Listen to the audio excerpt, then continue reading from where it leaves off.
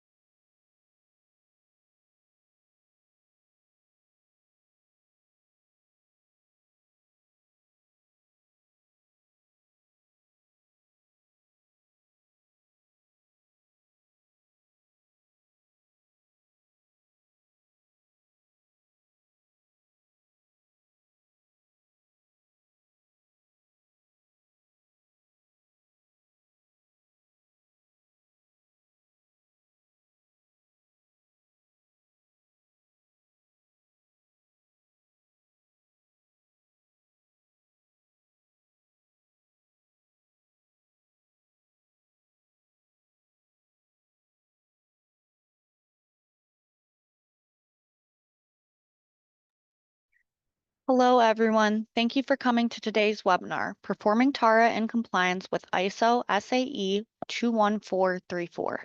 Your presenter today is Vignesh Sambandan. Vignesh is an automotive functional safety and cybersecurity consultant for Omnex. He has wide automotive experience in areas like in-vehicle networking, vehicle diagnostics, system engineering, ADAS, and electric vehicle systems. His work with Suzuki Motor Corporation and other global OEMs have involved training and consulting on management systems and technical methods for ISO 21434 and ISO 26262.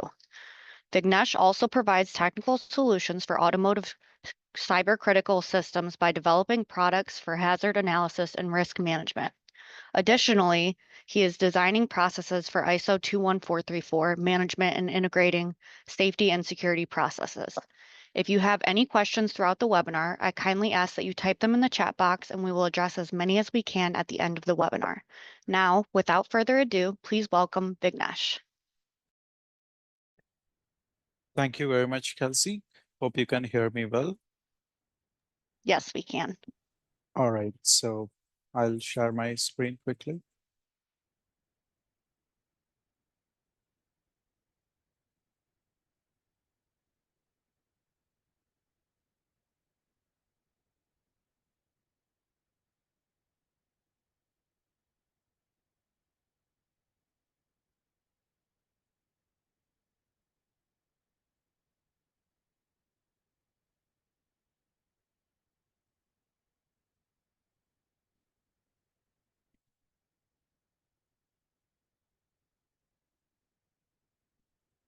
All right, so Kelsey, you can see my screen, right?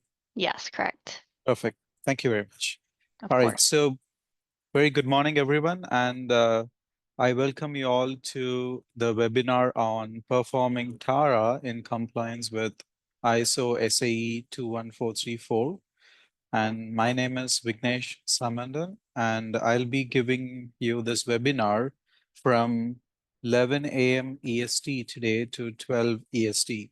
So we have planned this webinar, the presentation for the first 45 minutes, and the last 15 minutes will be the question and answer session, right?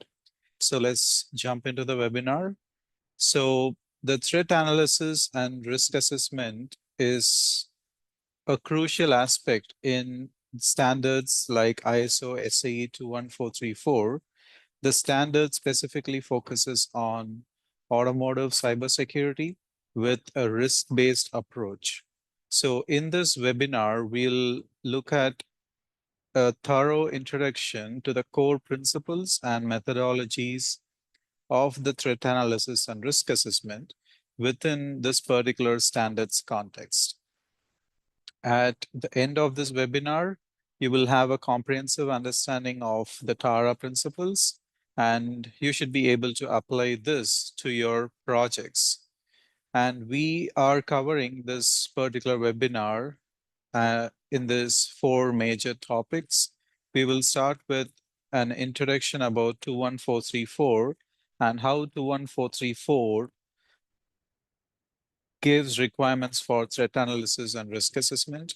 We will also look at the importance of TARA in automotive cybersecurity and the steps for performing a TARA according to ISO SAE 21434 and the challenges in performing a TARA.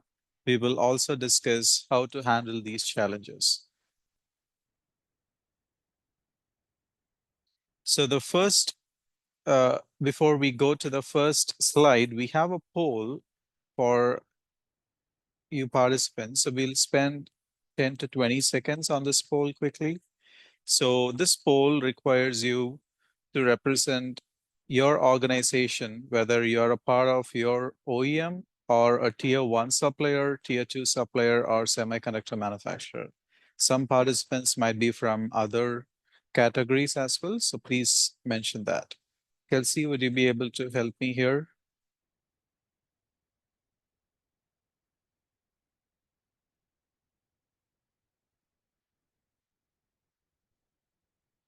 Yes, the poll is up on the screen. Please take 10 seconds, 10 to 15 seconds to fill the information.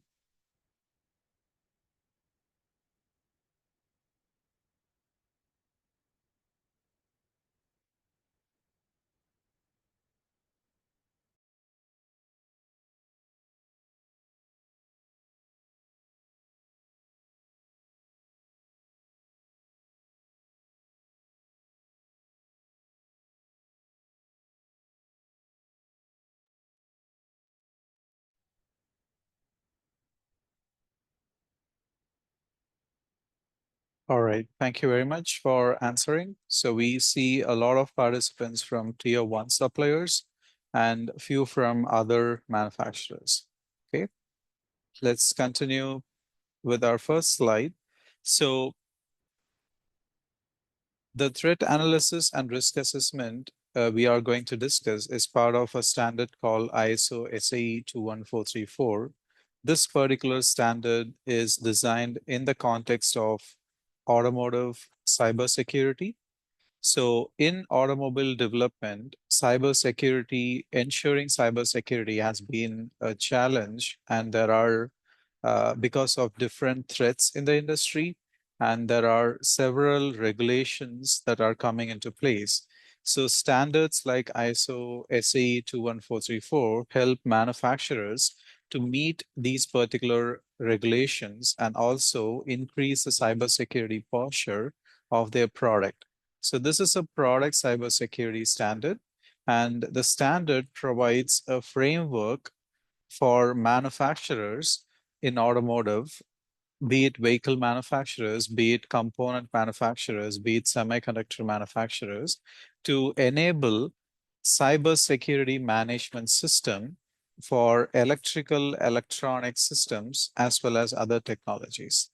So here, cybersecurity management system focuses on how you design your vehicle or component and incorporate cybersecurity best practices into your product development, like following a secure by design approach, following a continuous monitoring strategy, etc.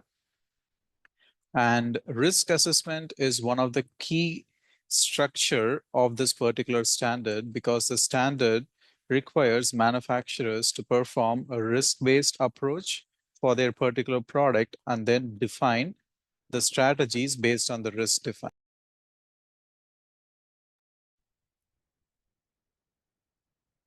The next slide gives you the structure of this particular standard.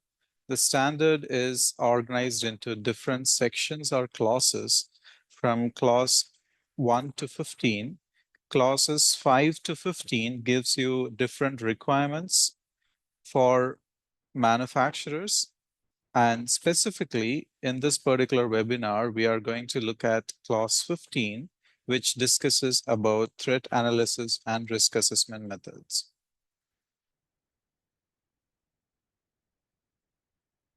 This is another representation of the standard, and the standard requires manufacturers to perform threat analysis and risk assessment in a particular phase called concept phase.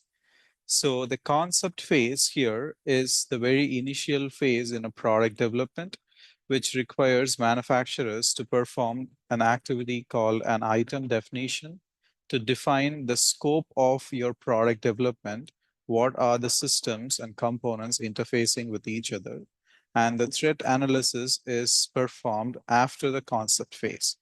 So the reason here is primarily that when you do a product development, if you find the risks or threats in the particular product as early as possible, then it will be much easier to implement security measures in your product development as early as possible.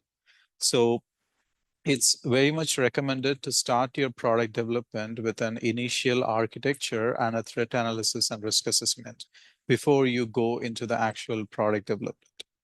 And the standard requires you to perform the TARA as early as the project development and improve the TARA during your project development as well. For example, after developing an initial TARA, you can improve the TARA during your system, software, and hardware development when you have additional information for your project.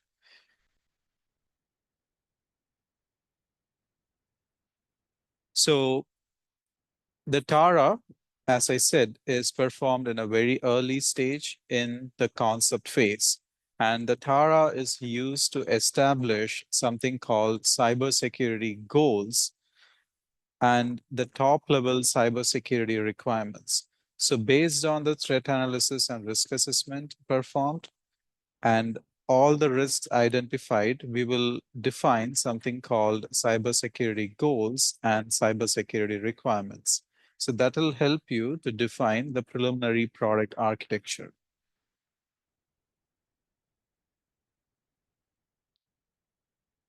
We have our second poll right now. So in this poll, the question is, how often does your organization conduct TARA for automotive systems? So do you conduct for each new project at the concept phase, or do you conduct at the concept and development phase, or do you perform it continuously, or you never perform a TARA? Please fill your answers. You have your poll on the screen.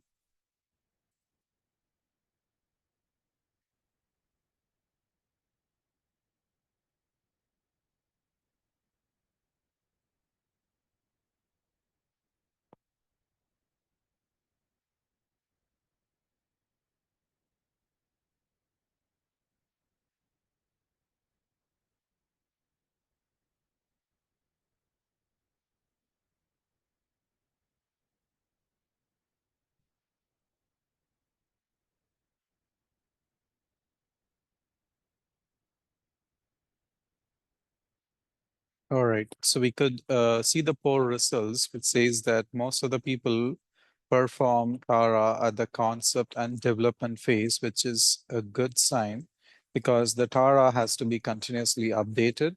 And some people have not performed a TARA as well. So this webinar will help you understand the steps in performing the threat analysis and risk assessment.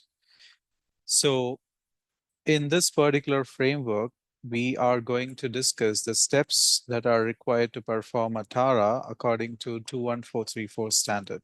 So TARA has been in the industry, or the threat modeling has been there in the security industry for quite some time. Particularly in IT security, you can see a lot of frameworks. So you can do the threat analysis and risk assessment in several different ways, but you have to follow a systematic approach. So when you perform a TARA for automotive systems, for your vehicle or for your components or semiconductor components as well, it's important that you follow a systematic approach. And these are the different steps involved in performing a TARA. So the risk assessment usually starts with identifying what needs to be protected, and that is your asset identification. And the second step is from whom this needs to be protected. These are the external threat actors or the threat scenario identification.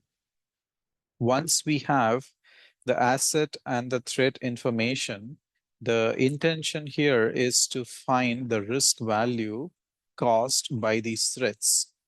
So we need two attributes or two parameters which are factor of risk. One is impact rating and the other one is attack feasibility rating. So depending on the impact rating and attack feasibility rating, we will be determining the risk value here. And the step also involves something called attack path analysis to identify the different attack paths. So these are the different steps involved, starting from asset identification, threat scenario identification, impact rating, attack path analysis, attack feasibility rating, and risk determination. Finally, a risk treatment decision is also made based on the risk value that is identified. So we are going to discuss each steps in this particular webinar and what is the requirement given from the ISO SAE 21434 standard.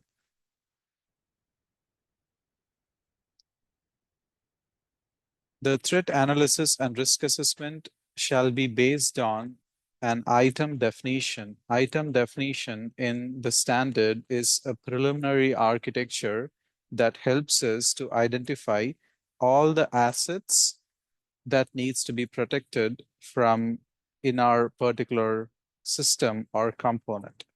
And this particular item shall be defined without any cybersecurity mechanisms, and that shall be evaluated during the threat analysis and risk assessment. So the cybersecurity mechanisms intended to be implemented or that have been already implemented in predecessor items shall not be considered in the threat analysis and risk assessment to perform an efficient TARA, because we are doing at the initial stage of our product design, we do not have any implemented security mechanisms. And one key aspect to also consider during your TARA is if there are any threats identified that are outside the scope of the 21434 standard, these threats shall be addressed according to organization-specific procedures. So this is about handling the threats. So the standard, the scope of the standard is within the perimeter of a vehicle. So anything that is outside the perimeter of a vehicle is outside the scope of the standard. But during our threat analysis and risk assessment, we identify the threats that impact vehicle that are coming from external systems. But if we implement any mitigation measures, those mitigation measures for the systems outside the vehicle will have to follow the organization-specific procedures, not the standard itself. And anything that has to be implemented within the vehicle will be following ISO SAE 21434 standard. So the very first step in the TARA analysis is to identify what to protect. And this is the asset identification. In the asset identification, we identify all the system, software, hardware, data that needs to be protected from external threats. So the asset could be anything, as I said, it is something that has to be protected from external threats.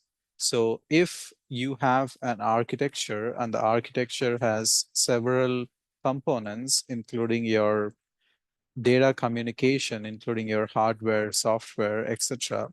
So these can be considered as assets if these can be compromised by external security threats.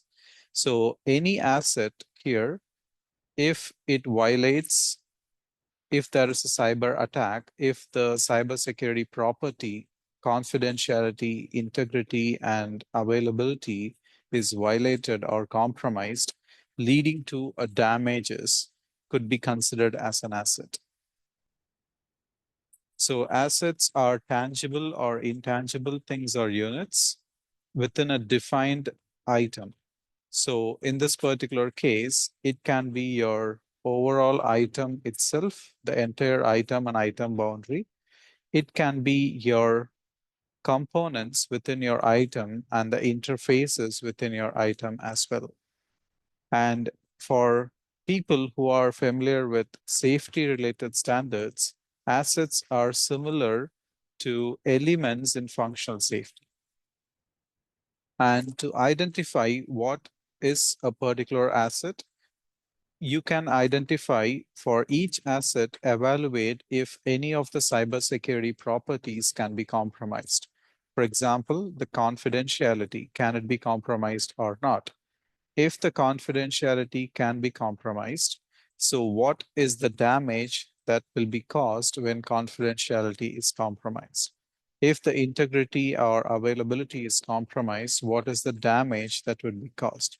So this will help you identify all the assets, including the cybersecurity property that is compromised and the damage that would be caused as well. This will be summarized and identified.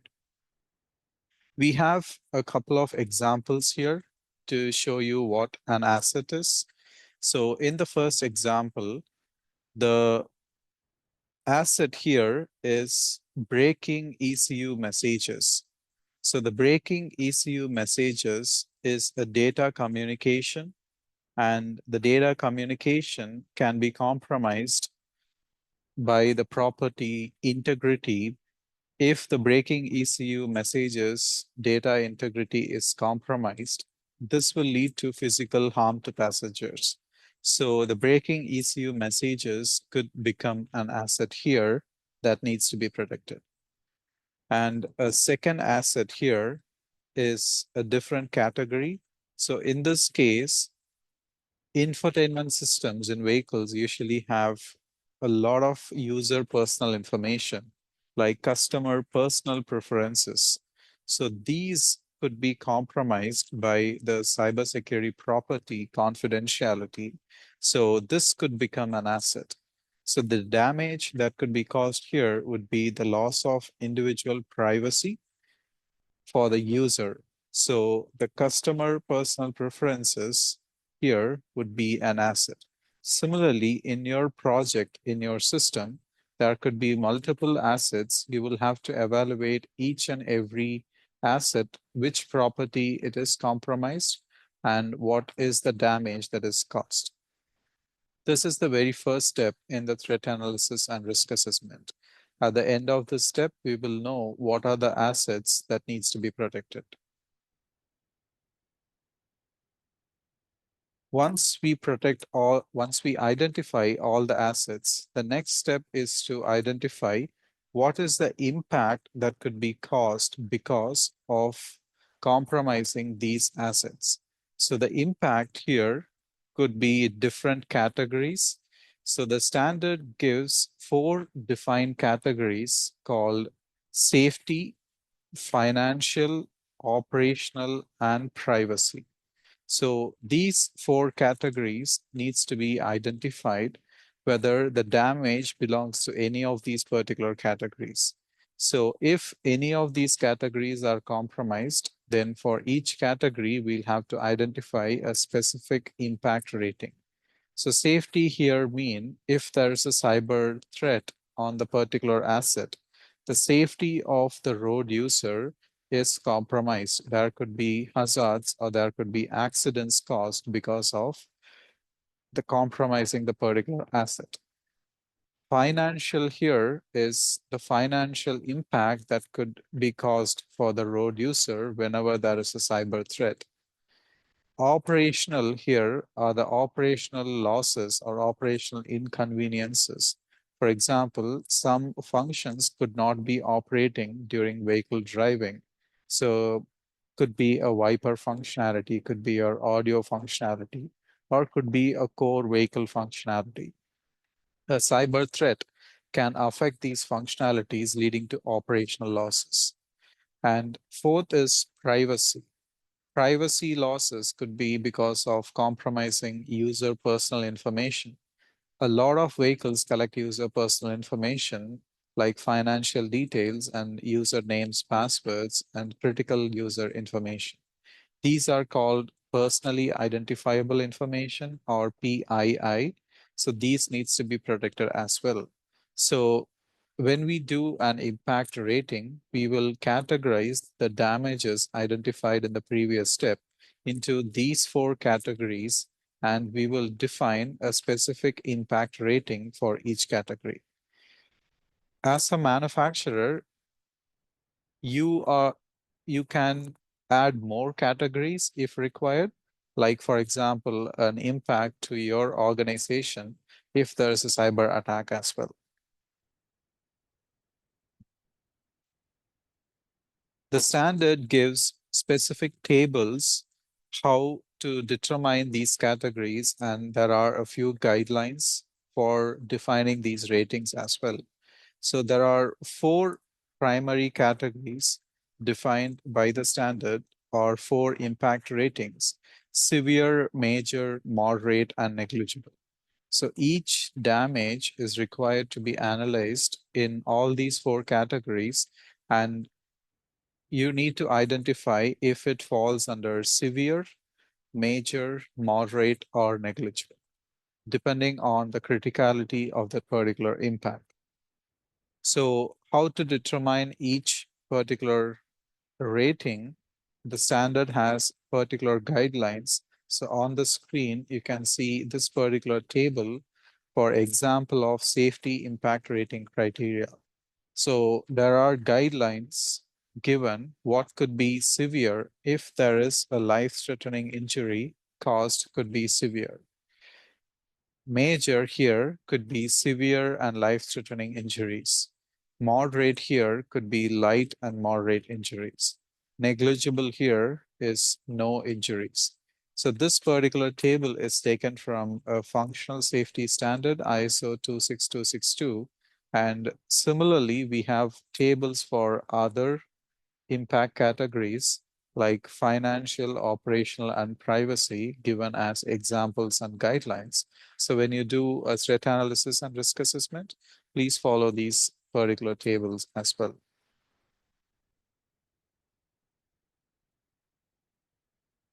So the next step in the TARA analysis is to identify all the possible threats. These are the threats coming from external factors, and you need to have a systematic way of identifying all the possible threats in your system.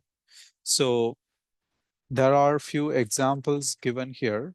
The first example says unauthorized disclosure of crash data stored in the data crash, leading to rejection by insurance company. So here, the threat scenario is unauthorized disclosure of crash data. So automotive systems have a lot of interfaces like wireless interfaces, Bluetooth interfaces, cellular, or even physical interfaces. So there are different ways in which unauthorized disclosure could be possible. So in your system, if you have some critical information which needs to be protected, a threat here could be an unauthorized disclosure. Attackers can perform an attack on your system and extract these information.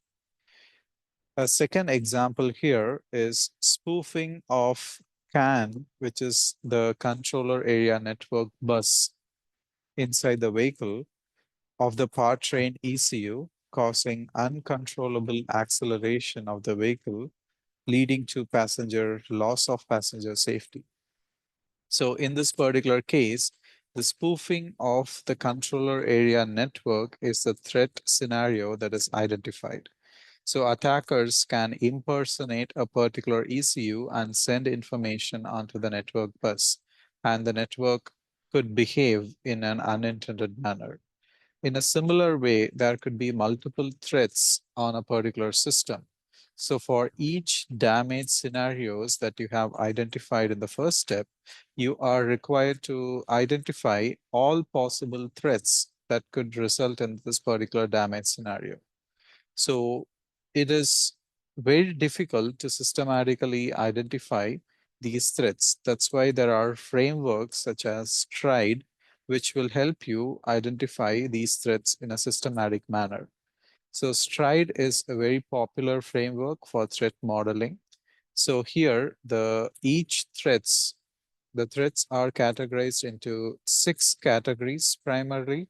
So S stands for spoofing or impersonating a particular controller or a particular user. So T stands for tampering, which could be a physical tampering or a remote tampering. It could tamper the hardware or it could tamper a software or data communication.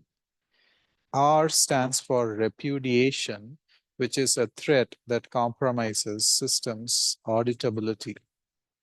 And I stands for information disclosure, which is a threat that could extract information and use for unintended purposes. D stands for denial of service. In this particular threat, attackers try to shut down a system partially or completely by sending or flooding information on the network communication lines. E stands for elevation of privilege, which means that attackers get elevated privilege to administrator access without having proper authorization. So the threats are identified or grouped in these 6 categories. So that will help you determine all the threat scenarios in a systematic way and ensure that no threat scenarios are missed during your threat scenario identification.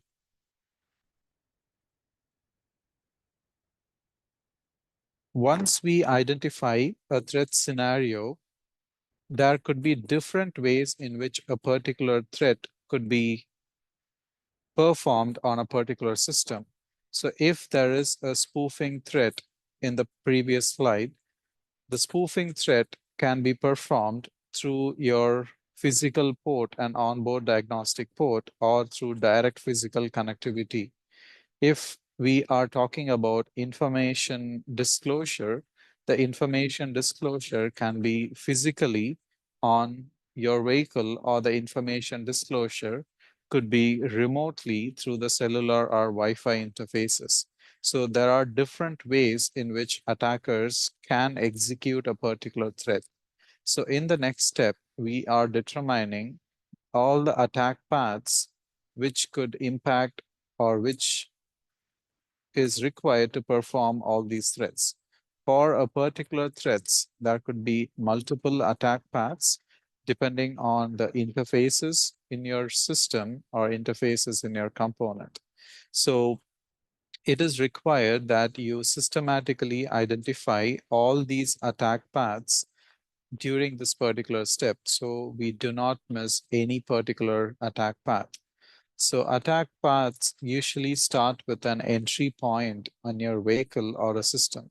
So these entry points could be your Wi-Fi interfaces, could be your cellular interfaces, could be your onboard diagnostic ports, could be your debug ports on your component. All these entry points could be used to enter into your system.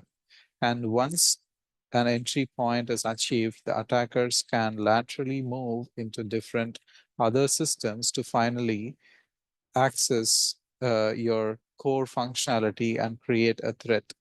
So there are methods like attack tree analysis, which is very similar to the fault tree analysis that we use, that you can use to determine all the possible attack paths in which your systems can be compromised. And once we do this, for a particular threat scenario, there could be one attack path or there could be multiple attack paths. So as you can see, systematically, we are identifying each and every step to identify all the threats and risks. So we have an example which shows the attack paths for the previous threat scenario. So the threat scenario is spoofing of CAN messages for the breaking ECU, leading to loss of integrity of the CAN messages and thereby loss of integrity of the breaking functionality. So spoofing of CAN messages is the threat here, and one possible attack path is given here. So in this particular system, there is a cellular interface to a telematics ECU. So attacker is trying to compromise the telematics ECU through a cellular interface. And once the telematics ECU is compromised, so the gateway ECU is compromised through CAN communication from the telematics ECU. This is the second step.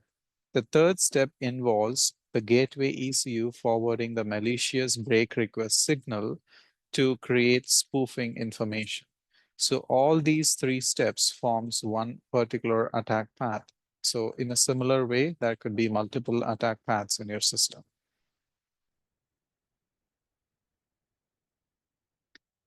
Once we find all the attack paths, the next step involves determining the feasibility of these different attack paths. Some attack paths might be easier to perform because these attack paths can be accessible anytime without proper security measures, and it could be accessed remotely. Some attack paths might be very difficult to perform because this might need some physical interventions onto the vehicle, and we might need to get physical access, and the time has very limited time to get physical access. So depending on your attack path, the feasibility might change. So the standard requires manufacturers to identify the feasibility using these four categories. So the four categories are high, medium, low, and very low. So high indicates that the feasibility is very high and the attack can be accomplished by utilizing a very low effort. And very low indicates that the attack path can be accomplished by using a very high effort. So there are multiple ways in which you can determine whether a particular attack path has a high feasibility or a very low feasibility.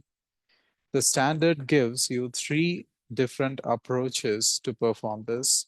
The first approach is called attack potential based approach. The second approach is called a CVSS or common vulnerability scoring system based approach. This third approach is called an attack vector based approach.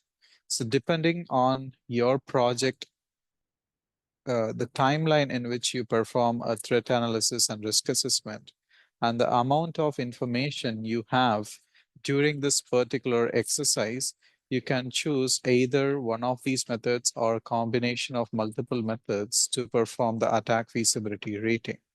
So, for example, if you are performing a threat analysis and risk assessment in a very early stage in your product, you can perform the attack feasibility using an attack vector-based approach. Attack vectors are entry points the attackers can use to enter into the vehicle. These could be remote entry points, these could be local entry points, these could be physical entry points. So depending on the entry point information, the standard gives you guidelines how you can determine whether it is a high feasibility or a very low feasibility. Next is an attack potential based approach. In this particular approach, we can determine the feasibility using more accurate approach by using these 5 parameters. The standard takes references from ISO IEC 18045 to define an attack potential based approach where 5 parameters elapsed time required by the attacker to analyze, reverse engineer, and perform an attack is considered. Specialist expertise, whether an attacker needs to be a layman or a specialist expertise, specialists are considered. Knowledge of the item or component. So does the attacker needs to have any public information, or do they need to have any restricted information to perform the attack? This factor is considered. And window of opportunity.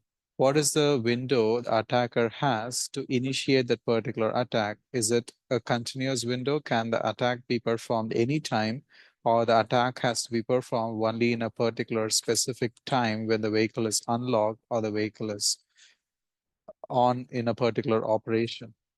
And the equipment needed to perform the attack, whether any equipments available publicly or any specialized equipment is needed. So these 5 attributes or parameters are used to determine the attack feasibility rating.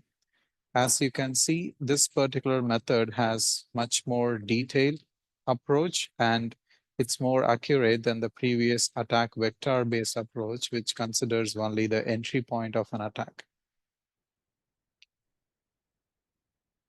The third approach is a CVSS-based approach. CVSS, or Common Vulnerability Scoring System, is an open source standard to identify the risk or vulnerability of a specific software vulnerability. It is rated on a scoring scale of 0 to 10. So every software vulnerability can be identified with a CVSS score, and that can be used to determine your attack feasibility rating and eventually the risk rating. So when you perform a threat analysis and risk assessment in your software development stage, you can use a CVSS-based approach to perform that. So once we do that, the standard gives a specific metrics and table how to determine whether it is high, medium, low, or very low using very specific values and guidelines. At this particular stage, we will have 2 quantifiable information. One is impact rating. Second one is attack feasibility rating. And risk value here is determined using these 2 ratings. So risk is a factor of impact and attack feasibility. And there are 2 different ways to estimate risk.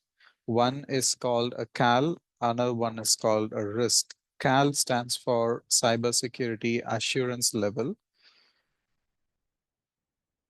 So there are guidelines given in the standard how you can determine the risk value and the CAL value using the impact rating and the attack feasibility rating.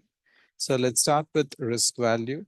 So the risk value here uses the impact rating, severe, major, moderate, and negligible, and the attack feasibility rating, very low, low, medium, and high, to determine the risk. Risk here is given in units 1 to 5. So 1 stands for low risk and 5 stands for high risk. So at the end of this particular exercise, you will know for each threats whether the risk is a low risk or a risk is a high risk, which will help you identify the next steps and implement your security measures for your particular product. And the attack feasibility and impact rating can also be used to determine a value called a cybersecurity assurance level. This is also a representation of a risk, with CAL1 standing for low risk and CAL4 standing for high risk. So the usage of risk value and CAL value is different. So risk value is used to determine the mitigation measures for your particular product, while the CAL value is used to determine the strictness in which your product development needs to be developed and tested. So the standard gives guidelines how to use risk value and CAL value for your particular product. At the end of this particular step, you will have the risk values identified for each threat scenario.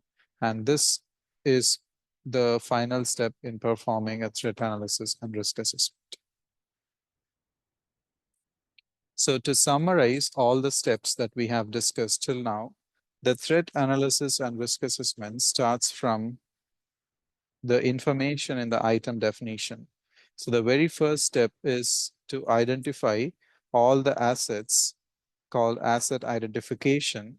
And this asset identification involves damage scenarios as well, identifying the damage scenarios. Using the damage scenario information, we identify the impact rating. So the impact rating we have discussed could be 4 categories: safety, financial, operational, and privacy. We also use the damage scenarios to define all the possible threats that could be caused, that could cause this particular damage. And that will give us threat scenarios. And we identify attack paths based on this particular threat scenarios. Each threat scenario will have multiple attack paths, and we determine the attack feasibility rating for each of these attack paths. So once we have the impact rating and attack feasibility rating, we determine the risk value using these two metrics. And the risk is represented as risk or CAL value used in 2 different scenarios. So the TARA here effectively identifies all the threats and risks according to this particular framework. So there are different other ways in which you can improve the TARA by following more additional methodologies as well. So during your product development, you can use information about all the vulnerabilities as well and improve your TARA.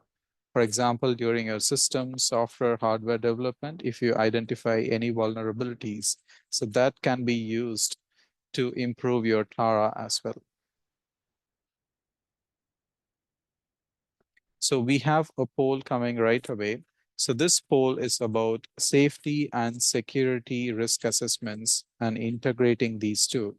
So we do hazard analysis and risk assessments for safety and threat analysis and risk assessments for security. It is important that we integrate these two in our product development. So please fill the poll. How do you integrate safety and security risk assessments in your product development?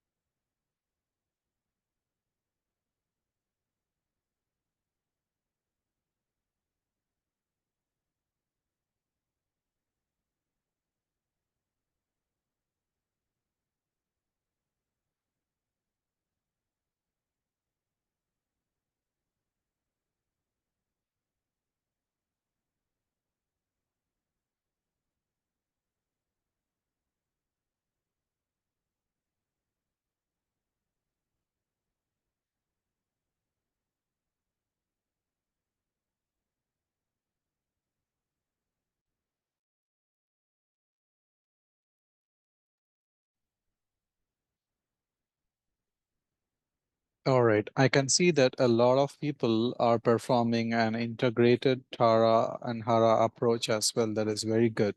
But I also see some people following ad hoc collaboration and without integration that poses some risks as well. And this brings us to our next topic on the challenges in performing a Tara. So because Tara is one of the most important activity when you do cybersecurity product development, it is important that we understand the challenges and handle these challenges in an effective way. So we have identified few critical challenges, and we have also mentioned how you can improve that. So the first challenge generally is the incomplete threat identification. So there should be a clear metric in your organization that how do you ensure that your TARA is complete. There are different frameworks available in the industry like ISO SAE 21434 and MITRE and MITRE Embed and OWASP frameworks which you can use to improve your TARA. There are also threat intelligence databases which can help you improve your TARA because the threat technologies are continuously improving. It is important that you are also updated with all this intelligent databases available in the market. The second challenge is lack of expertise. So it is important that you train your people to in all these particular frameworks and ensure that they understand these frameworks. You can also use tools available in the industry, and these tools will help you perform the TARA effectively. And the third challenge is collaboration with your suppliers and customers. When multiple entities in the supply chain interact for performing a TARA, it is very challenging to exchange information effectively. So you should follow a structurized and standardized processes within your organization that will help you exchange information between customers and suppliers. Keeping the TARA up to date is also another challenge because the threats are continuously evolving, and it is very important that you continuously update your TARA and perform regular reviews of your TARA. And consistency and reproducibility is a challenge when multiple people are in your organization are performing a TARA.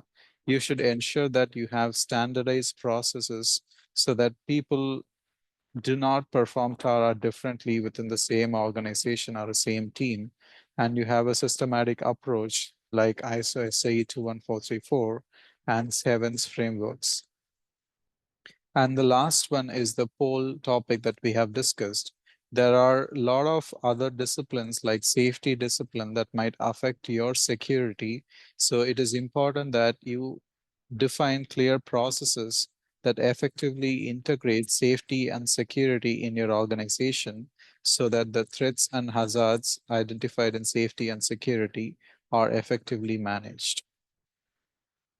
We have our final poll coming up.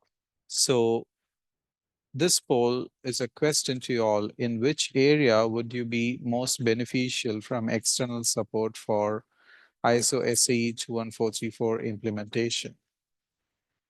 So right after this poll, we will go for a Q&A session.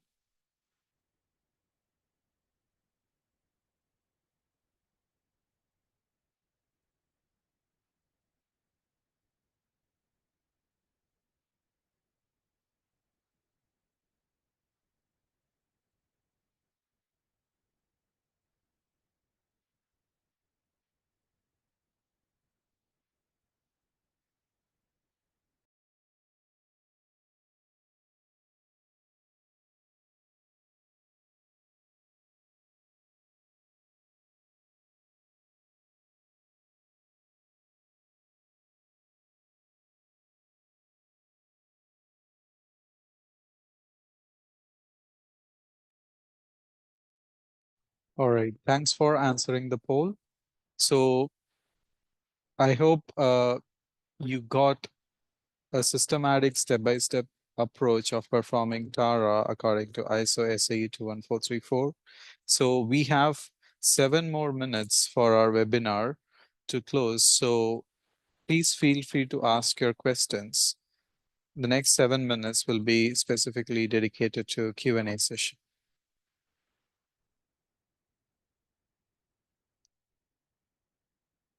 So please add your questions in the chat box.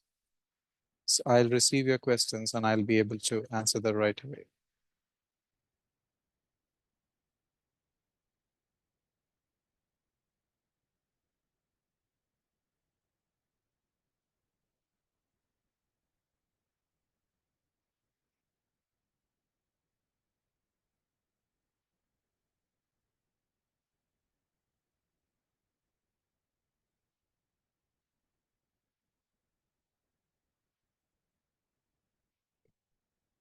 All right, so the first question is, how frequently is the TARA required to be performed? So the TARA here is a systematic threat modeling approach. So in this particular case, it's important that you perform the TARA as early as your project development. And once you identify all the threats and risks as early in your project development, you can address that during your project implementation. And you don't have to stop performing a TARA once you start project implementation, because you will have different other vulnerabilities that might be identified during your project implementation. These could be because of third-party softwares that you are integrating. These could be because of your hardware components that might come into picture. So during your product development, you can improvise your Tara as well. And you don't stop your Tara after your product development. After the product is launched into the market, if there are any security vulnerabilities in the field, so that those vulnerabilities can be analyzed in detail, and that might impact your threat analysis and risk assessment as well. So Tara is a continuously refined activity. So it starts from the early in the concept phase till your end of support of your particular product. So it's continuously revised and updated.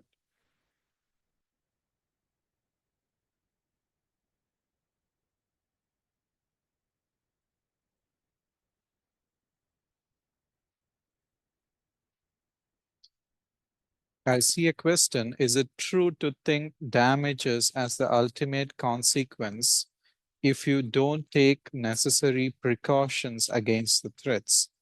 And do we need to define the damages always before threats? That's a very good question. So the damages here are the impact if we do not implement any particular security measures and there are threats. So the damages, as we have discussed, could be safety, financial, operational, and privacy. And these are the consequences, yes, if you do not implement any mitigation measures. And we usually consider the worst case scenario when we identify the damages. So that will help us define the risks and also implement security measures. And you can define damages first and threats based on the damages, or you can also start with threats and go to the damages.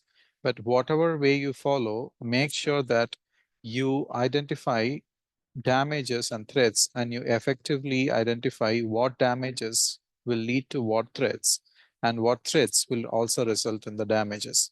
So you have a proper traceability between damages and threats. So that will help you ensure a thorough identification of risk and you do not miss any damages.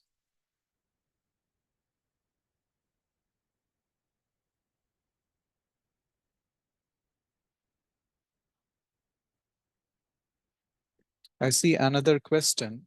What are the different tools that can be used for performing a Tara? So Tara here can be performed in different ways.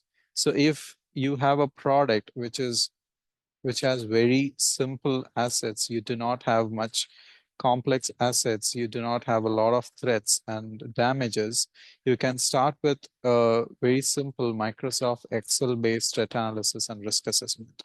But there are a lot of other tools as well, because these tools would help you do a systematic approach of Tara.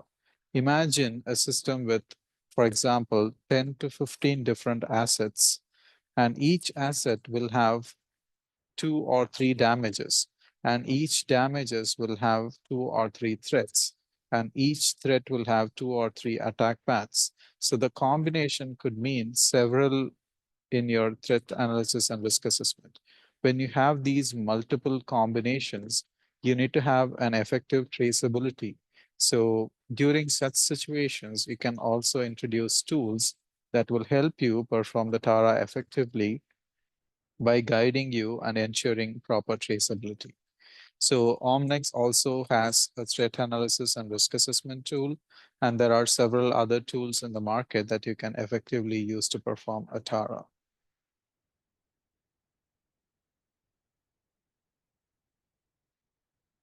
All right, so we are at the end of our webinar today. I hope you learned about threat analysis and risk assessment and systematic approach in this particular webinar. If you have any more questions on this particular topic, please feel free to reach out to us at info@omnex.com, and we'll be happy to answer your questions. Thank you very much and have a good day, everyone.